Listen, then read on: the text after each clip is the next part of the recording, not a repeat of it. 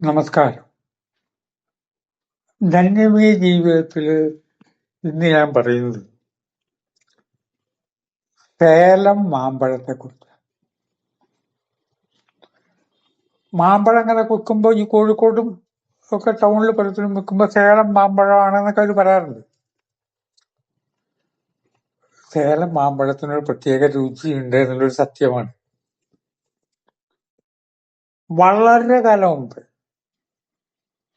50 കൊല്ലം മുമ്പ് എന്തോ കാരണവശാൽ സേലത്തിറങ്ങി. എന്താ കാര്യം എന്ന് എനിക്ക് അത്ര ഓർമ്മയില്ല. അപ്പൊ പ്ലാറ്റ്ഫോമില് ഒരു വൃദ്ധൻ മാമ്പഴം കൊണ്ടു വെച്ച് വിൽക്കുന്നുണ്ട്. സേലം മാമ്പഴം എന്ന് വിളിച്ചു.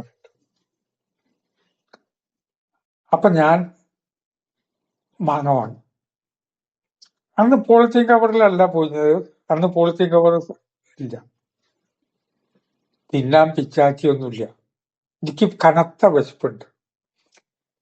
അപ്പൊ ട്രെയിനില് ആ വെള്ളം കിട്ടുന്ന വാഷ് ബേസിന്റെ ഭാഗത്ത് തൽക്കാലം വാങ്ങുന്ന കഴുകി അവിടെ വെച്ച് കടിച്ചു വന്നു.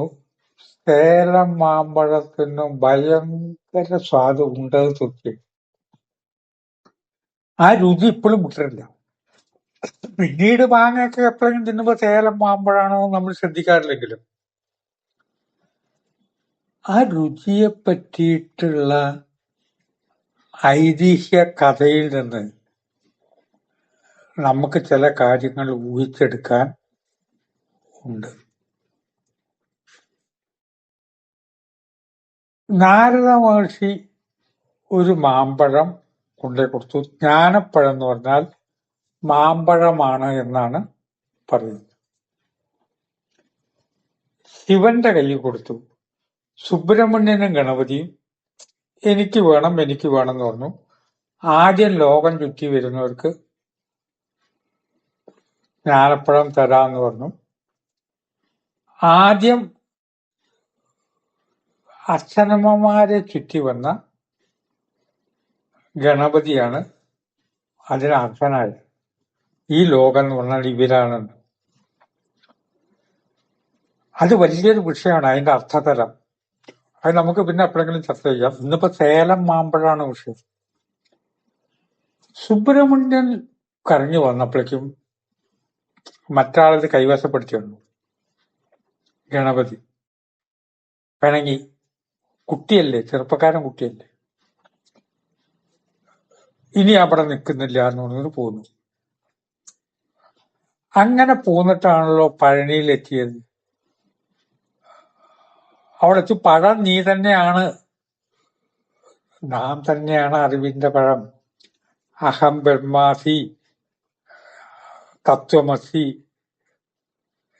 എല്ലാം ഒന്ന് തന്നെയാണ്, ഞാൻ തന്നെയാണെന്നുള്ളതാണല്ലോ. അങ്ങനെ സുബ്രഹ്മണ്യൻ പഴനിയിലേക്ക് പോകുമ്പോൾ സേലത്തിന്റെ അടുത്ത് കുമരഗിരി എന്നൊരു പർവ്വതത്തിന്റെ മുകളിൽ കുറച്ചുപേർ ഇരുന്ന് വിശ്രമിച്ചു. അവിടെ നിന്ന് വിശ്രമിച്ച് കുമരഗിരി, തമിഴില് കുമരി എന്ന് പറഞ്ഞാൽ ദേവിയാണ്. കന്യാകുമാരി ദേവിയെ കുമരി എന്ന് വിളിക്കാറുണ്ട്. ഇവിടെ കട്ടാർവാഴ അലോവരെ കുമരി എന്ന് പറഞ്ഞാൽ അത് നിത്യയൗവനം പ്രദാനം ചെയ്യുന്നതാണെന്നുള്ള അർത്ഥം ഉണ്ട്. അവിടെ ഇരുന്ന് ഒന്ന് ചിന്തിച്ചു.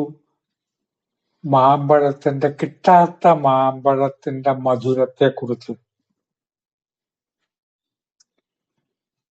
തനിക്ക് കിട്ടാത്ത മാമ്പഴത്തിന്റെ മധുരത്തെക്കുറിച്ച് സുബ്രഹ്മണ്യൻ കുമരഗിരിയിൽ ഇരുന്നൊന്ന് ചിന്തിച്ചു കുറേ നേരം. അത് കിട്ടിയത് നന്നായിരുന്നു, പക്ഷെ അത് തട്ടിക്കൊണ്ടുപോയല്ലോ എന്നൊക്കെ വിചാരിച്ചിട്ടുണ്ടാവും. അതിനുശേഷം പഴനിക്ക് പോയി പഴനിയിൽ ഇരുന്നു. വർഷങ്ങൾ കഴിഞ്ഞു. കറുപ്പുസ്വാമി എന്നൊരാള് കുമരഗിരിയിൽ എതിർച്ചേ വന്നു.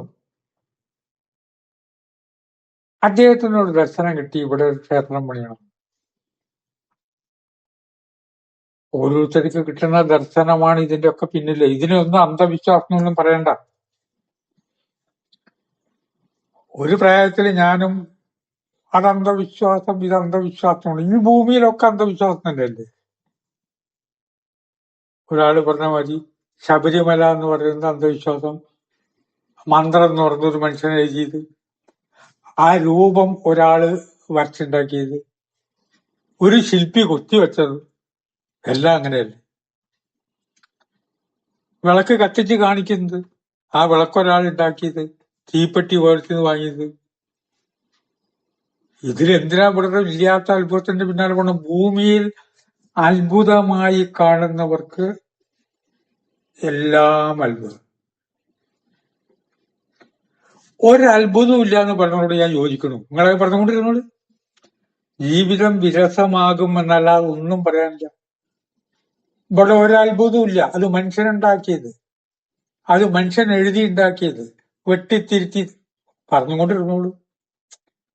പക്ഷെ ജീവിതം കളർഫുൾ ആവണമെങ്കിൽ എന്താവണം? ഇതൊക്കെ ഒരു തമാശയാണ്, ഇതൊക്കെ ഒരു കവിതയാണ്, സങ്കല്പം തന്നെയാണ്. ഇതൊക്കെ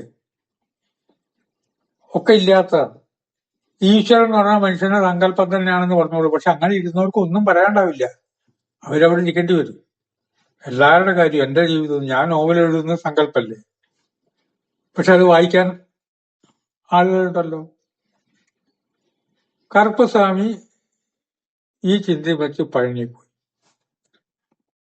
പഴനി പോയപ്പോ ഒരു ബാലൻ വന്നിട്ട് പറഞ്ഞു, കുമരഗിരിയിൽ ഒരു അമ്പലം പണിയാൻ കറുപ്പസ്വാമി ഏൽപ്പിക്കുകയാണ്. ഈ സ്വർണച്ചട്ടി സ്വീകരിക്കുമെന്നു. ആ സ്വർണച്ചട്ടിയുടെ ഫണ്ട് കൊണ്ടാണ് അത് അമ്പലം പണിതതെന്ന് കഥയുണ്ട്. എന്താ സ്വർണ്ണ ചട്ടി കൊടുക്കാൻ കാരണം? വേറെ എന്തെങ്കിലും കൊടുക്കായിരുന്നില്ലേ? ഭവനം കൊടുക്കായിരുന്നില്ലേ? ഏത് കവിതയിലും ചിന്തിച്ചെടുക്കേണ്ട കാര്യമുണ്ട്. ആണ്ടിയാണ്, ഒന്നുമില്ലാത്തതാണ്. ആണ്ടി ചിലപ്പോ ഭിക്ഷ അയച്ചു എന്ന് വരും. അപ്പൊ ആ ചട്ടിക്ക് പ്രാധാന്യമുണ്ട്.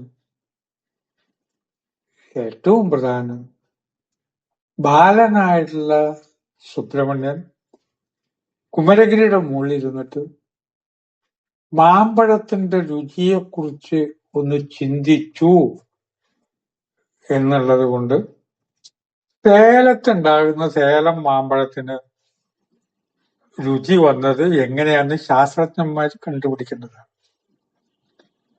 അങ്ങനെ സംഭവിക്കാറുണ്ട്.